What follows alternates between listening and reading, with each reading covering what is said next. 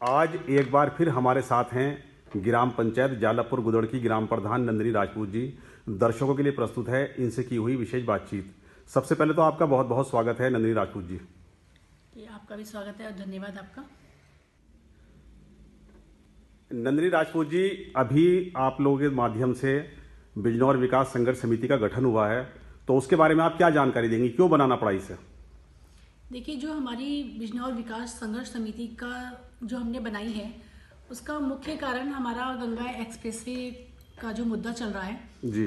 क्योंकि गत 2023 वर्ष और 23 दिसंबर की मैं बात आपको बताऊं तो 2023 में 23 दिसंबर 2023 को माननीय मुख्यमंत्री हमारी ग्राम पंचायत में आए थे। सभा का आयोजन हुआ था, बहुत बड़ी सभा जिसमें की गई थी जी। और दूर दूर से मंत्रीगण, विधायक हमारे और आसपास क्षेत्रीय नेता सभी लोग वहाँ पे उपस्थित थे। मेरी ग्राम पंचायत वासी भी थे, मैं थी वहाँ पर जी। तो हमारे माननीय मुख्यमंत्री जी ने घोषणा की थी कि जो एक्सप्रेसवे है वो बिजनौर से होकर जाएगा जी। तो उसी को लेकर हमने जो है ये संघर्ष समिति बनी है। उसका बनाने का जो मेन मुद्दा था वो मैं भी आपको यह बताना चाहूंगी कि वो क्यों बना। जी। क्योंकि हमारे प्रभारी मंत्री जी, कौशल एवं विकास मंत्री कपिल अग्रवाल जी, जो कि मुजफ्फरनगर में रहते हैं, स्थायी निवासी वहाँ के हैं, तो उन्हें जो है बिजनौर का भी कहते दायित्व उनके ऊपर सौंपा गया है। परंतु कहीं ना कहीं हम बिजनौर वासी उनसे रुष्ट हैं। उनसे कहना चाहिए कि जो मुद्दा हमारा जो उठा है उसका मेन कारण यही रहा है कि उन्होंने इस जो गंगा एक्सप्रेसवे है वो मुजफ्फरनगर से लेने की कवायद उन्होंने शुरू करी है कि वो बिजनौर से ना होकर मुजफ्फरनगर से जाए। उनके स्थानीय आवास है उनका मुजफ्फरनगर में, तो वो वहां से लेकर जाना चाहते हैं।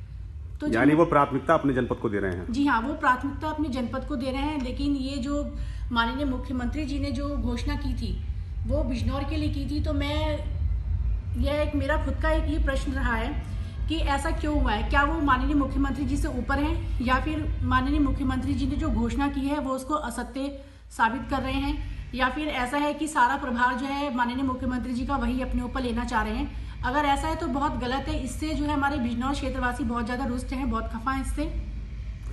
नंदिनी राजपूत जी, गंगा एक्सप्रेसवे का क्या महत्व है बिजनौर वासियों के लिए?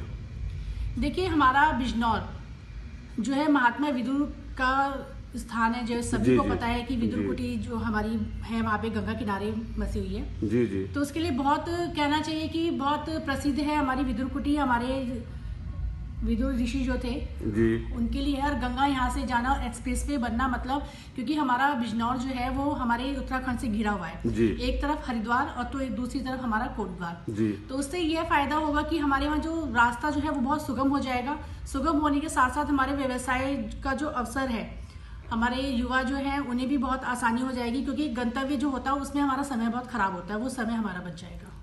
नंदिनी राजपूत जी, एक सवाल और पैदा हो रहा है कि कई अन्य विकास कार्य भी जो थे उसे भी लेकर कहीं ना कहीं मंत्री जी ने मनमानी की है, इस तरह के आरोप उन पर लग रहे हैं, तो इस पर आपका क्या कहना है? यानी बिजनौर का और बहुत ज्यादा कहीं ना कहीं विकास होना था जहां पर रुकावटें पैदा हुई हैं, क्या कहेंगे इस पर आप? जी हाँ, मैं इस पर भी आपको बताना चाहूंगी कि कौशल मंत्री जी ने हमारे बिजनौर के बहुत से ऐसे मुख्य विकास कार्य हैं जिन पर उन्होंने रोक लगाई है।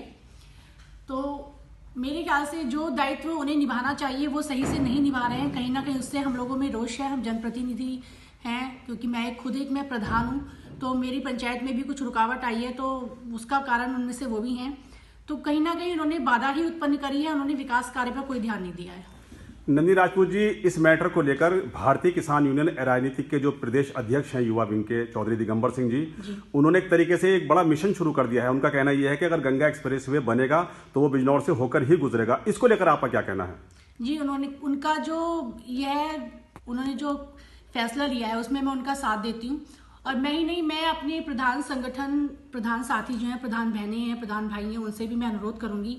हमारे जो है आप देखिए ग्राम पंचायत, क्षेत्र पंचायत के जितने भी हमारा संगठन है उससे जुड़े हुए जितने भी माननीय हैं, मैं सबसे यही अनुरोध करूंगी आप भारी संख्या में आकर उनको अपना समर्थन दें, क्योंकि ये सिर्फ हमारा एक व्यक्तिगत मामला नहीं है, ये हमारे बिजनौर जिले का मामला है। तो इसमें आप जात पात हर चीज पीछे छोड़कर, अपना स्वार्थ छोड़कर आप अपने जिले के लिए सामने आइए, अपने जिले के विकास के लिए सामने आइए।